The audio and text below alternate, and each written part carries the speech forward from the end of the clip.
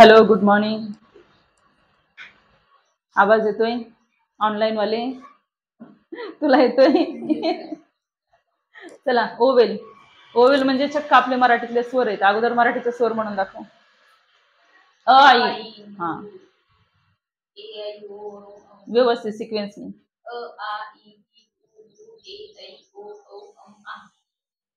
तुला प्रश्न पडला असेल इंग्लिश शिकतोय मराठीचे स्वर का, तर तेच इथे स्वर आहेत पूर्णपणे. जे मराठीचे स्वर आहेत अ आ इ ई तेच आपल्याला इथे स्वर शिकायचे. जसे ए टू झेड पर्यंत आपण पीबीटीडी शिकलो, पी पासून तर हे पर्यंत, ठीक आहे, कॉन्सोनंट शिकलो. त्या पद्धतीने आपल्याला इथे आज त्या कॉन्सोनंटला काना मात्रा उकार वेलांटी द्यायची. म्हणजेच काय, तर त्याच्यामध्ये स्वर द्यायचे. त्याला आपण इंग्लिशमध्ये काय म्हणतो? वॉवेल म्हणतो. वॉवेल्स. इंग्लिशमध्ये वॉवेल कोणकोणते आहेत माहिती आहे? ए ई आय ओ यू. ठीक आहे. मराठीमध्ये कोणते? अ आ इ ई उ उ अशा पद्धतीचे ते स्वर एक्झॅक्ट आपल्याला इथे यांचा वापर करायचा आहे. मराठीमध्ये जसं 12 खडी होती, आता नाव काय त्याला? 14 खडी. का बरं? त्याच्यामध्ये ॲ आणि ऑ हे दोन स्वर ऍड केलेले. कोणते? हे ॲ आणि हा ऑ. तुम्ही बालवाडीच्या मुलांचं जर पुस्तक हातामध्ये घेऊन पाहिलं तर त्याला आता 12 खडी नाव नाही, त्याला 14 खडी नाव आहे. कारण की पहिले 12 स्वर, त्यामध्ये हे दोन स्वर ऍड केले. टोटल किती झाले? 14. 12 खडीला नाव काय? 14 खडी. का बरं? तर मराठी भाषेमध्ये ॲ आणि ऑ म्हणजे इंग्रजी शब्दांचा वापर जास्त होऊ लागला, म्हणून शासनाने निर्णय घेतला की हे दोन स्वर आपण त्याच्यामध्ये टाकून देऊ, म्हणून ते 14 खडी झालेली आहे. ठीक आहे. अ आई म्हणण्याचं तात्पर्य हेच होतं की ते स्वर आपल्याला इथे शिकायचे. स्वरांचे प्रकार किती? स्वरांचे प्रकार किती? 2. कोणकोणते? ऱ्हस्व आणि दीर्घ. एवढं तर कळतं. ऱ्हस्व आणि दीर्घ म्हणजे काय? ऱ्हस्व आणि दीर्घ स्वरांचे प्रकार. ऱ्हस्व म्हणजे काय आणि दीर्घ म्हणजे काय? लक्षात येतं ना? हा, ऱ्हस्व म्हणजे आखूड उच्चाराचे स्वर, दीर्घ म्हणजे लांबट उच्चाराचे स्वर. जसं की अ आखूड उच्चाराचा झाला, अला काना आ, लांबट उच्चार आई, आ म्हणायला टाइम लागतो. ठीक आहे. तसं ऱ्हस्व आणि दीर्घ अ आ इ ई मध्ये इथे लिहू का मी? अ आ इ ई थोडक्यात. वर झालं का जास्त? ओके, इथे लिहिते. अ आ इ ई उ उ ए ऐ ओ औ. याच्यानंतर काय आहे? आहा.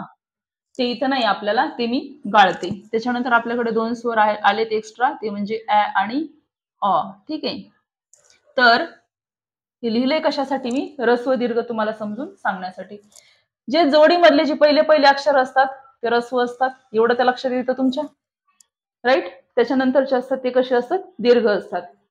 ऱ्हस्व म्हणजे आखूड उच्चाराचे, दीर्घ म्हणजे लांबट उच्चाराचे. जसं आपण पीबीटीडी कॉन्सोनंट शिकलो, कॉन्सोनंट मध्ये काय प्रकार होता? लाईट डार्क होता. पीबी दिसायला सारखं होतं, पण पीचा उच्चार लाईट होता म्हणून स्ट्रोक आपण लाईट काढायचो. बीचा उच्चार डार्क होता, स्ट्रोक आपण डार्क काढायचो. सेम तो प्रकार इथेच आहे. अ आ इ ई मध्ये म्हणजे स्वरांमध्ये सुद्धा जो स्वर आखूड उच्चाराचा असेल त्याला आपण इंग्लिशमध्ये काय म्हणतो? शॉर्ट वोवेल म्हणतो. जो स्वर दीर्घ आहे म्हणजे लांबट उच्चाराचा आहे त्याला काय म्हणतो आपण? Long vowel. शॉर्ट जे जे स्वर असतील, जे जे शॉर्ट वोवेल असतील त्याचे चिन्ह कसे असेल? लाईट. राईट? एवढं तर लक्षात येतं. त्याचे चिन्ह कसे असेल? लाईट. जे लॉंग असतील त्याचे चिन्ह कसे असेल? डार्क असेल. तर नेमकं आपण हे स्वर झाले. व्यंजन काय आहेत आपल्याकडे मराठीमध्ये? इथं मराठीचा वापर भरपूर होतो बरं का, म्हणून तुम्हाला मी मराठीमध्ये सांगते. उदाहरणार्थ क, ख, ग, घ मी सगळे लिहित बसत नाही. कला जर काना लावला का झाला, कला उकार लावला कू झाला, कला दुसरी वेलांटी लावली की झालं. इथे आपण हा उकार देतो, ही वेलांटी देतो, हा काना देतो. मग जे आपले हे प्रॉपर स्ट्रोक आहेत पी बी टी डी चे किंवा काही कर्ववाले घेऊ, याला नेमकं काना मात्रा कसा द्यायचा? तर काना मात्रा म्हणजे लेखकांनी आपल्याकडे असे चिन्ह दिलेले आहेत, डॉट आणि डॅश. ही आपले काय? काना मात्रा. मग ते याला असे द्यायचे, कुठे डॉट द्यायचा, कुठे डॅश द्यायचा, असे असे असे, हे म्हणजे आपले काना मात्रा. हे आज आपल्याला इथे शिकायचे. एवढं तर बेसिक इथे लक्षामध्ये. जसं मराठीमध्ये 12 खडीमध्ये 12 स्वर आहेत, आता जरी 14 झाले तरी आपल्या स्टेनो मध्ये 12 स्वर आहेत. हे इथे लिहिलेले मी, फक्त त्याच्यामध्ये ऐ येत नाही, ओ येत नाही. ठीक आहे, 12 स्वर आहेत. याच्यामध्ये सुद्धा ऱ्हस्व दीर्घ प्रकार आहे. टोटल 12 स्वर इथे लिहिते मी. टोटल 12 स्वर, त्यापैकी शॉर्ट वोवेल 6, लॉंग वोवेल 6. जे जे शॉर्ट असतील आखूड उच्चाराचे त्याचे चिन्ह कसं असेल, लाईट. जे जे लॉंग असतील त्याचे चिन्ह कसे असेल, डार्क. चिन्ह आपण कशाच्या स्वरूपात देणार आहोत, तर हे असे डॉट आणि डॅश, डॉट आणि डॅश, डॉट आणि डॅश. फक्त इकडचा रखाना कसा असेल, डार्क. इकडचा रखाना कसा असेल, लाईट. ठीक आहे, डायरेक्ट आता आपण स्वराकडे वळू. बघा स्वर कोणकोणते आहेत. पुस्तकामध्ये प्रॉपर पिटमनच्या पुस्तकामध्ये जे स्वर दिलेले आहेत त्यांनी अगोदर लॉंग दिलेत. पुस्तक वाचलं, अगोदर लॉंग दिलेत. पहा इथं vowel sound. There are 6 simple long vowel sounds in the English language, namely आ, ए, ई, अ, ओ, उ. माझी जी शिकवण्याची पद्धत आहे ती मराठीच्या बेसला पकडू नये. मराठीमध्ये आपण काय शिकलो, आधी ऱ्हस्व नंतर काय शिकलो, दीर्घ. म्हणून मी जो चार्ट तयार केलाय त्या आधी ऱ्हस्वचा केलाय त्यानंतर दीर्घचा केलाय. कन्फ्युज होऊ द्यायचं नाही. ठीक आहे, कन्फ्युजन होऊ द्यायचं नाही. अगोदर ऱ्हस्व शिकायचं नंतर दीर्घ शिकायचं, फरक काही पडणार नाही. उलट याच्यापेक्षा तुम्हाला हे नक्कीच सोपं जाईल. ठीक आहे, त्याच्यानंतर तिथे 15वा रूल दिलाय. There are 6 corresponding short vowel sounds in the language, namely आ, ए, ई, अ, उ. आपण अगोदर हा रखाना घेणार आहोत. बघा पहिला स्वर आपला ऍ. इथं फक्त स्पेलिंग दिली, मी तुम्हाला मराठीमध्ये उच्चार लिहून देते.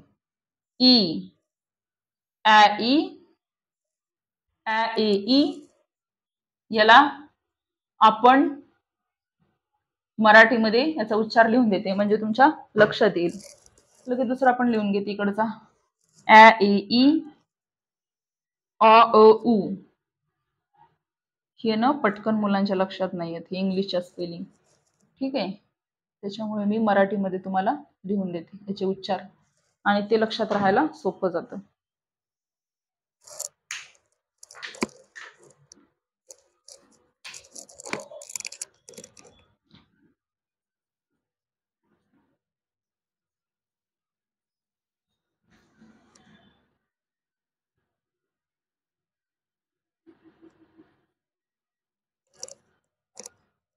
जसं पीबीटीडी ए टू झेड सारखी सिक्वेन्स होती का, नव्हती सिक्वेन्स.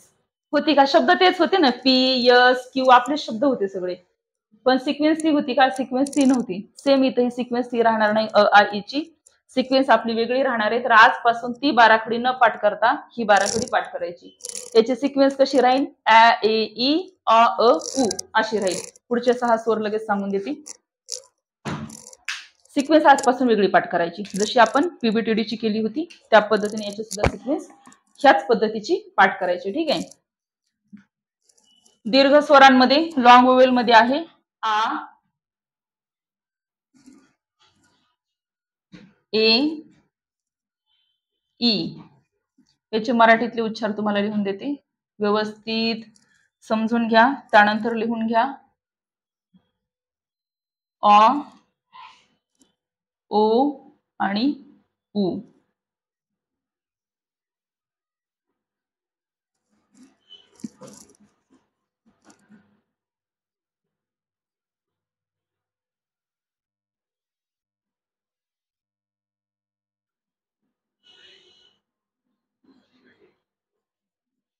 आ, ए, ई,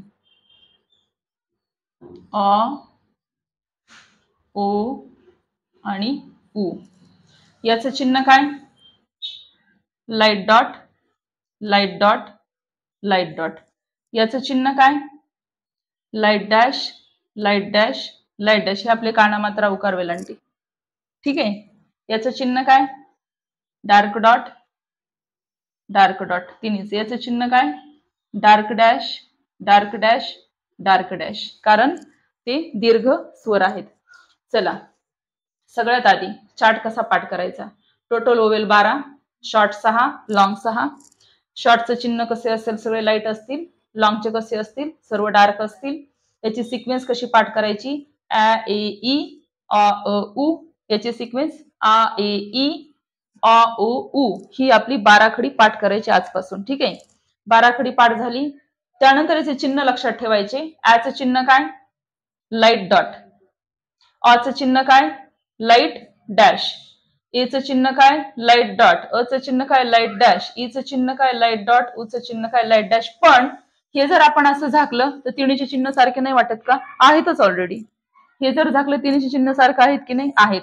मग एक्झॅक्ट आपण हा अ आहे किंवा हा उ आहे कसं ओळखायचं? तर त्याच्यासाठी ह्या प्लेस दिलेले आहेत.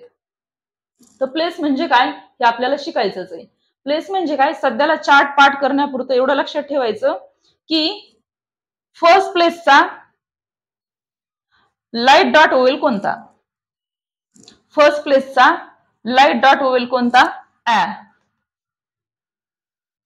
आता याचा पक्का ऍड्रेस झाला, हा याचा पत्ता झाला बरोबर. हा कोणत्या प्लेसचा ओवेल आहे? काय तिन्ही डॉट सारखे, तिन्ही डॅश सारखे, पण एक्झॅक्ट याचं नाव कसं ओळखणार आपण? ई. प्लेस कोणती? थर्ड. म्हणजे पूर्ण चार्ट हा कशावर डिपेंड आहे? त्या प्लेसवरती डिपेंड आहे. नाही तर सगळं सेम दिसून जाईल. डॉट हे सगळे सारखे दिसतात, डॅश हे सगळे सारखे दिसतात, पण पूर्ण चार्ट याच्यावर आहे. म्हणून म्हणतात की स्टेनो मध्ये प्लेस आल्या की स्टेनो आला. कॉन्सोनंट वोवेल आणि त्याच्या प्लेस यूज करता आल्या पाहिजे. कारण तुम्ही स्टेनोची जर कोणाची नोटबुक पाहिली असेल तर असं झिगझॅग लिहिलेलं दिसतं, एका रेषेमध्ये नाही दिसत.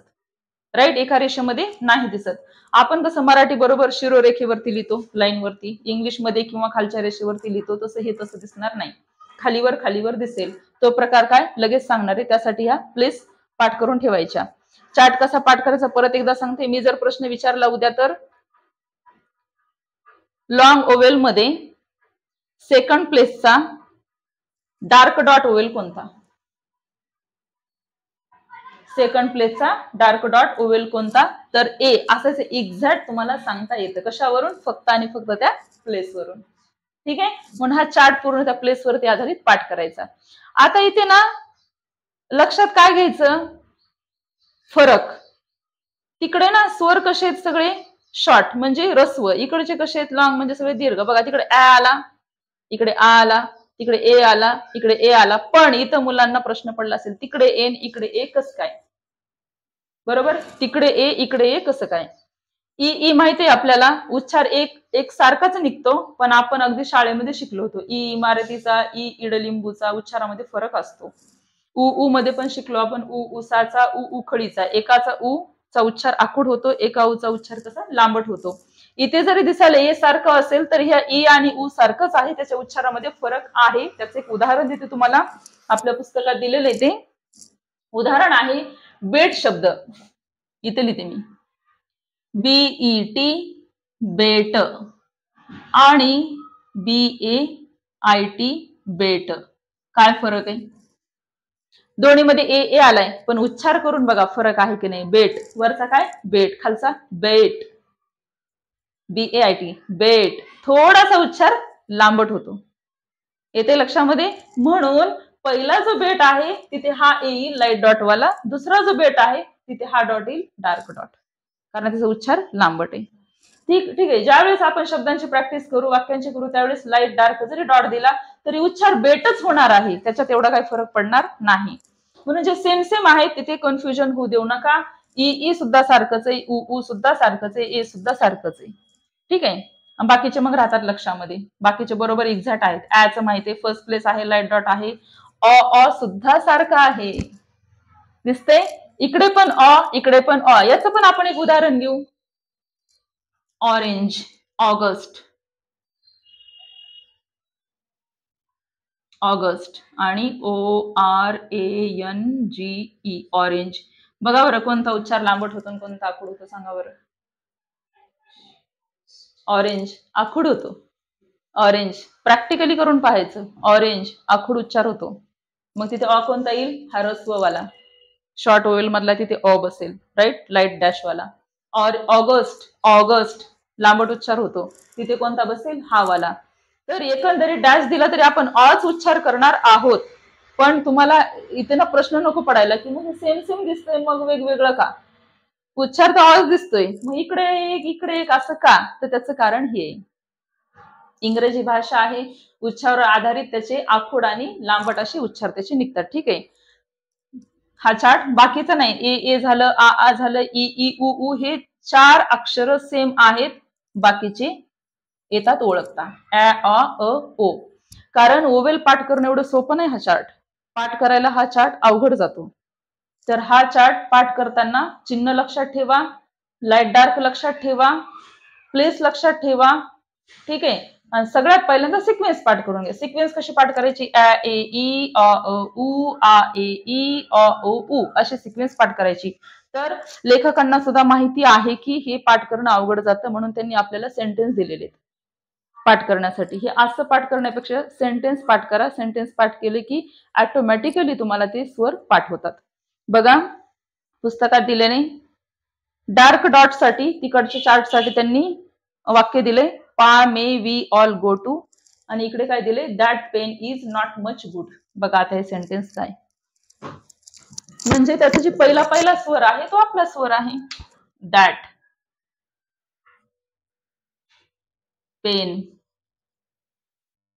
इज, द्या पे ए ई इज, ई कळालं. वाक्य पाठ केले की सिक्वेन्स पाठ होते. That pen is not much good.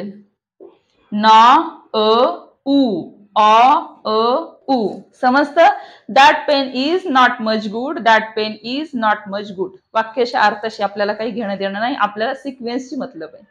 हे वाक्य पाठ केले की तुम्हाला याची सिक्वेन्स पाठ झाली. याचं काय दिले, पा may we all go to, पा may we all go to अशा पद्धतीने. पा आ मे ए वी ई ऑल गो ओ टू उ. ठीक आहे. अशा पद्धतीने काय करायचं, वाक्य पाठ करायचं. वाक्य पाठ केलं की स्वरांची सिक्वेन्स पाठ होती. इथे आपले स्वर शिकवून झालेले आहेत. यानंतरचे स्टेप काय, नेमके हे द्यायचे कसे, त्या रेषांना, त्या स्ट्रोकला नेमके हे द्यायचे कसे. तर त्यासाठी एक उदाहरण सांगते तुम्हाला. सगळं मराठी बेसवर शिकू आपण, आणि तेच इथं फायदेशीर आहे. बघा आ ई कामी आली की नाही, तसं प्रत्येक तुम्हाला इथे मराठीचं व्याकरण म्हणा किंवा मराठीची बाराखडी म्हणा कामी येणार आहे. हा दुसरी स्टेप, तुम्हाला एवढं कळतं व्यंजनांच्या अगोदर येणारा स्वर आणि व्यंजनांच्या नंतर येणारा स्वर कळतो का? व्यंजनांच्या अगोदर येणारा स्वर आणि व्यंजनांच्या नंतर येणारा स्वर. हा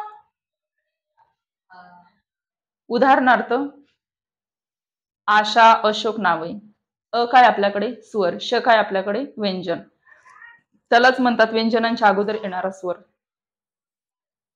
आणि उदाहरणार्थ गणेश, ग काय आपल्याकडे व्यंजन, ग ला काय लागला स्वर, अ लागला. हा झाला व्यंजनांच्या नंतर येणारा स्वर. तेच आपल्याला इथे शिकायचे. बघा इथे लिहिते मी, एक नाव घेऊ आपण. कुठलं नाव घ्यायचं, आदिती, आदित्य, आदित्य. हा अ काय वॉवेल, राईट. हा कोणाच्या आधी आला, द च्या आधी आला. याला म्हणतात व्यंजनांच्या अगोदर येणारा स्वर. एवढं तर कळतंय. या द ची जर फोड केली, बऱ्याच जणांना काय वाटतं माहितीये का, ही द ची वेलांटी द च्या अगोदर आली म्हणजे तो द च्या अगोदर स्वर आला. नाही, उच्चारामध्ये हा स्वर कधी पण द च्या नंतरच आहे. दी. याची जर फोड केली तर काय होईल, द अधिक ई, रस्व ई. बरोबर आहे. द अधिक ई म्हणजे सॉरी, याला काय म्हणतात, द च्या नंतर येणारा स्वर. याला काय म्हणतात, द च्या अगोदर येणारा स्वर. म्हणजे हा व्यंजनांच्या अगोदर येतो, हा कधी येतो, व्यंजनांच्या नंतर. हेच आपल्याला इथे शिकायचंय. बघा हे सांगण्याचं कारण काय, एवढं लक्षात आलं तुमच्या, आत्ता लक्ष द्या, आत्ता लक्ष द्या.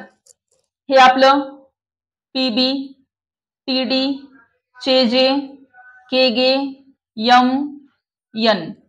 बघा ज्या वेळेस यांच्या सुद्धा, हे काय व्यंजन आहेत ना, ज्या वेळेस यांच्या अगोदर स्वर आलेला असेल तर तो डाव्या हाताला द्यायचा. इकडे हे डॉट असेल किंवा डॅश असेल. ठीक आहे. अशा पद्धतीने स्वर कुठे द्यायचा, डाव्या हाताला. लक्षात येते. जर व्यंजनांच्या अगोदर स्वर असेल तर तो कुठे द्यायचा, डाव्या हाताला. नंतर आलेला असेल तर कुठे द्यायचा, उजव्या हाताला, ह्या साईडला, ह्या साईडला द्यायचा. बरं मी असं 3 ठिकाणी का बरं केले, कारण हे आपल्या 3 प्लेस आहेत. 3 प्लेस म्हणजे काय, सगळ्यात आधी समजून घ्या. जिथून आपली आउटलाईन स्टार्ट होती ती फर्स्ट प्लेस, मध्यभाग सेकंड, एंड होती तिथे थर्ड प्लेस, ही फर्स्ट प्लेस, ही सेकंड प्लेस, ही थर्ड प्लेस. आता होरिझॉन्टल मध्ये काय होतं, हे व्यंजन आहे, व्यंजनांच्या अगोदर येणारा स्वर आपल्याला वरती द्यावा लागतो. इथे कसं डाव्या हाताला द्यावा लागतो, इथे डाव्या हाताला द्यावा लागतो, राईट. आणि नंतर येणारा उजव्या हाताला.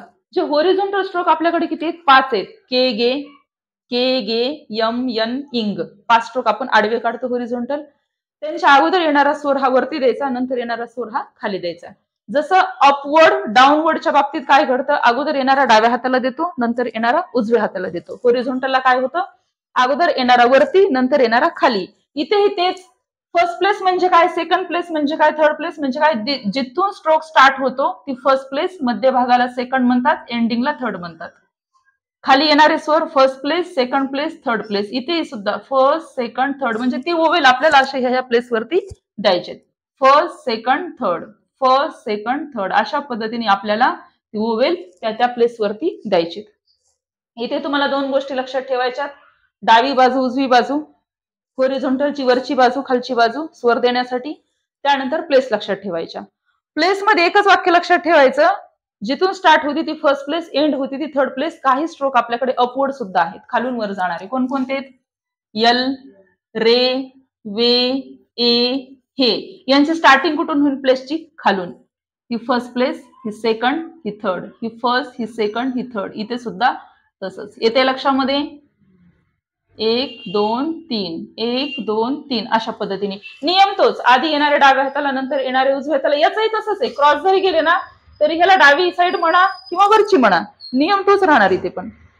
याला उजवी साईड म्हणा किंवा मग खालची म्हणा, ठीक आहे, नियम तोच. इथपर्यंत समजलं, इथपर्यंत समजलं. ओवेलचा चार्ट, ओवेल कसे द्यायचे, प्लेस म्हणजे काय, प्लेस कशा वापरायच्या, व्यंजनांच्या अगोदर येणारा स्वर कुठं द्यायचा, व्यंजनांच्या नंतर येणारा स्वर कुठं द्यायचा, इथपर्यंत ठीक आहे. आता आपण एक्झॅक्ट प्लेस म्हणजे काय, अजून एक पॉइंट आहे त्यावर येऊ. हे मी मोडते.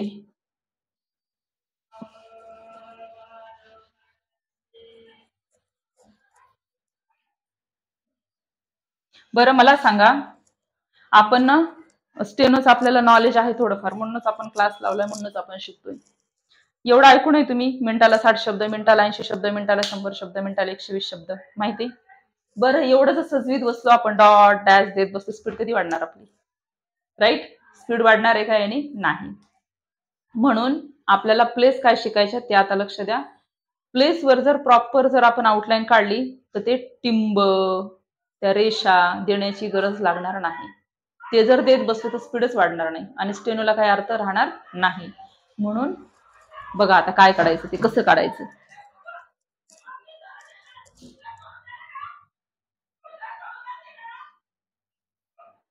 फर्स्ट प्लेस म्हणजे काय, सेकंड प्लेस म्हणजे काय, आणि थर्ड प्लेस म्हणजे काय. आपली जी वहीची रेषा आहे ना, ही वहीची रेषा, ही वहीची रेषा, त्या वहीच्या रेषेवरती जेव्हा जेव्हा फर्स्ट प्लेसचा ओवेल येईल,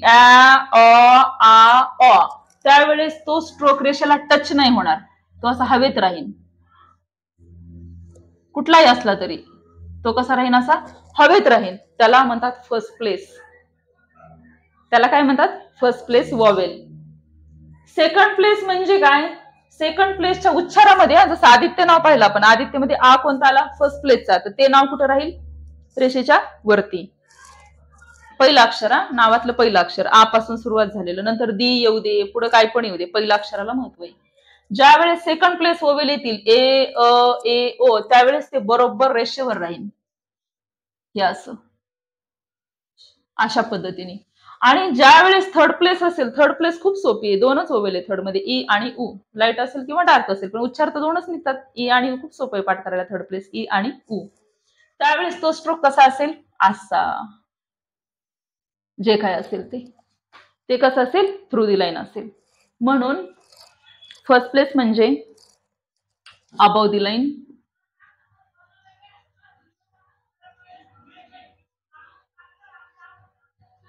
फर्स्ट प्लेस म्हणजे above the line, second place म्हणजे ऑन दी लाईन, रेषेवर,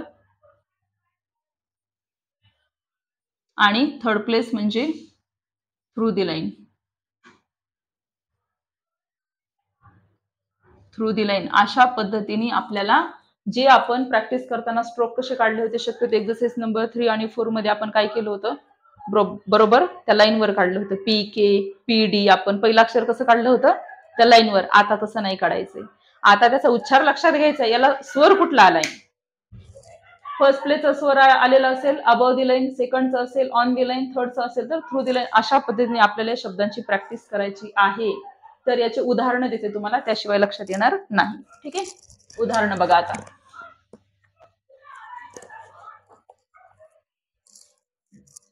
एखादा फर्स्ट प्लेस वोवेल असणारा शब्द सांगा बरं. ऍप घेऊन आपण, ऍप, APP, ऍप. आणि प्रत्येक शब्दाचा ना उच्चार लिहिणं गरजेचं आहे याची प्रॅक्टिस करताना सुद्धा. ऍप, ऍप मध्ये काय, प हा व्यंजन कॉन्सोनंट, ऍ हा स्वर. सगळ्यात अगोदर स्वराची प्लेस सांगा चार्ट मध्ये कुठे, फर्स्ट प्लेसला, राईट.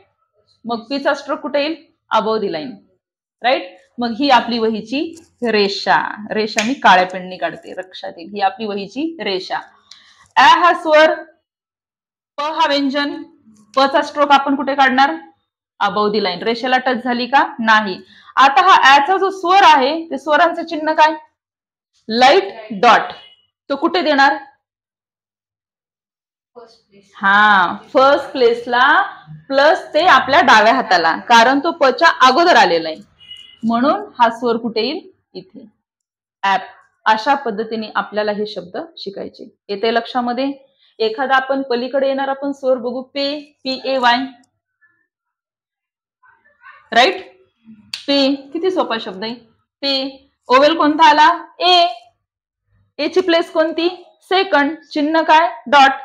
शब्द कुठलाही ऐकल्याबरोबर किंवा पाहिल्याबरोबर पहिले त्याची प्लेस, त्याचं चिन्ह, दोन गोष्टी लक्षात ठेवायच्या. मग हात उचलायचा स्ट्रोक काढायला. पटकन स्ट्रोक काढून मोकळं व्हायचं नाही. का, तो कोणत्या प्लेसला काढायचं हे कधी कळेल आपल्याला, तो स्वर समजला तर. P second place, on the line, चिन्ह डॉट, पण पीच्या नंतर उजव्या हाताला, चिन्ह डॉट, पीच्या नंतर उजव्या हाताला, पे. समजतंय. पे हा सेकंड प्लेसचा आहे, मी वरती लिहिला, याला खाली घेऊ आपण वाटलंच तर. सेकंड प्लेसचा स्ट्रोक आहे तो, पे, PAY. आलं लक्षामध्ये. थर्ड प्लेसचा एखादा शब्द, ई आणि उ येणारा एखादा शब्द, ई आणि उ येणारा एखादा शब्द, टी, चहा, चहा, TEA, ही वहीची रेषा. उच्चार कोणता आला, ई, चिन्ह काय, डार्क डॉट. ई आल्यामुळे through the line, third place म्हणजे थ्रू दी लाईन. टी ला ई आला, स्वर, डार्क डॉट, पण अलीकडे द्यायचा का पलीकडे द्यायचा, कुठे द्यायचा, ट अधिक ई बरोबर टी, म्हणजे स्वर कधी आलेला आहे, टच्या नंतर. म्हणून हा टच्या नंतर थर्ड प्लेसला, म्हणजे जिथे आपला स्ट्रोक एंड होतो त्या ठिकाणी तो स्वर येईल.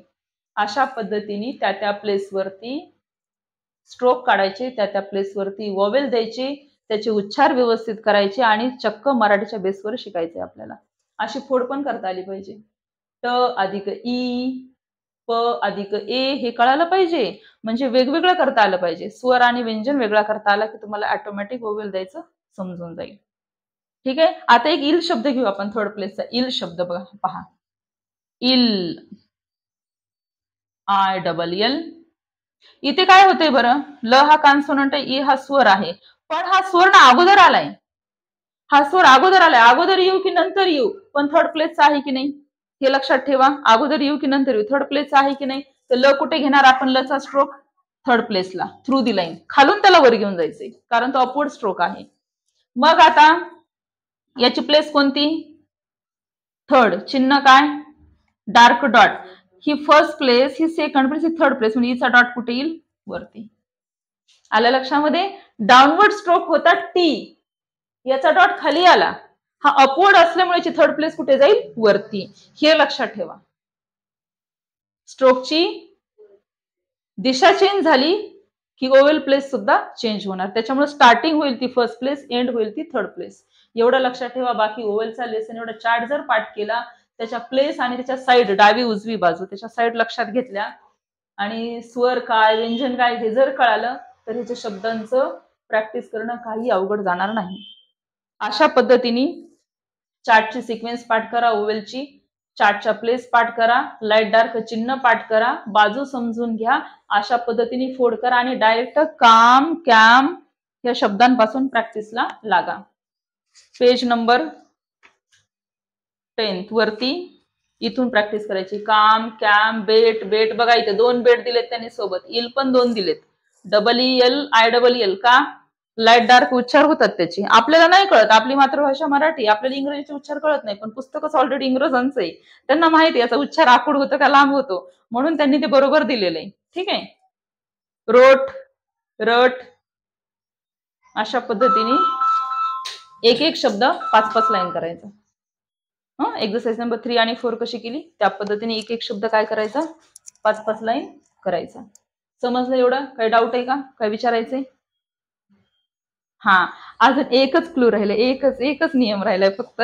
स्टेप बाय स्टेप शिकवत असताना, पण आता तेवढाच राहिलाय तर तो पण सांगू देते. का काम कॅमची लाईन झाली, खालच्या लाईन मध्ये तो शब्द आहे, ती प्रॅक्टिस करताना तुम्हाला प्रश्न पडेल, म्हणून तो नियम आत्ताच समजून घ्या. बघा, पिल शब्द दिलाय, पिल, PILL, पिल. सगळ्यात आधी याची फोड करा बरं. प अधिक ई अधिक ल, एवढं तर कळतंय, एवढं कळतंय. प ला स्वर कोणता आला, प्लेस सांगा, कोणता आला, थर्ड प्लेसचा. पी कुठे घेणार आपण, थ्रू दी लाईन, राईट, हा झाला पी. एवढं कळालं ना. प थ्रू दी लाईन घेतला, थर्ड प्लेसचा ई दिला, पीच संपलं, राहिलं काय, ल. ह्या पी ला आपण जर असं ल जोडलं, पिल, हा ओवेल झाकणार नाही का, झाकणार ना, तो दिलेला कळणारच नाही, कुठे द्यायचा. तर ज्या वेळेस पहिल्या कॉन्सोनंटला थर्ड प्लेसचा ओवेल येईल, ई किंवा उ, दोनच ओवेल आहेत आपल्याकडे थर्ड प्लेसचे, किती, दोनच, ई आणि उ. ज्या वेळेस पहिल्या कॉन्सोनंटला थर्ड प्लेस ओवेल येईल त्यावेळेस तिथे तो द्यायचाच नाही. मग कुठे द्यायचा, तर ह्या लच्या थर्ड प्लेसला द्यायचा. इथे काय शब्द झाला तो, इल. म्हणजेच प अधिक ई अधिक ल, प ला ई नसून तो लच्या आधी ई आहे असं वाचायचं, प अधिक इल, काय, प अधिक इल, म्हणून तो स्वर कुठे येईल, इथे, प अधिक इल असा तो पिल शब्द तयार होईल.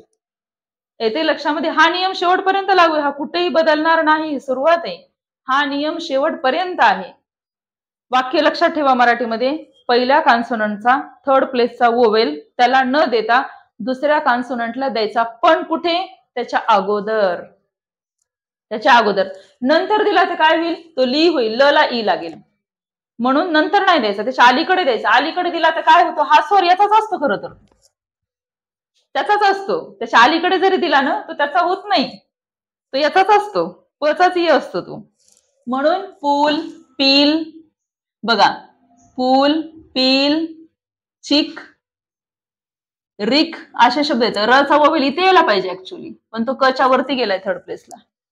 अशा शब्दांची प्रॅक्टिस करताना तुम्हाला अडचण येईल, म्हणून तो पण नियम आजच सांगून टाकला, है की नाही. ब्रेक के बाद कशाला, प्रॅक्टिस करताना पुन्हा मुलांचे मला मेसेज येतात, हा शब्द कसा काढायचा, स्वर इथं पाहिजे होता, हा स्वर इथे पाहिजे होता, इथे इथे इथे, इकडं का बरं दिला, असं होतं ते. तर त्याचं रिझन हे आहे. पूर्णपणे ओवेलचा लेसन इथे संपलेला आहे, इथे आपण थांबू. ठीक आहे, प्रॅक्टिस करा. Bye bye.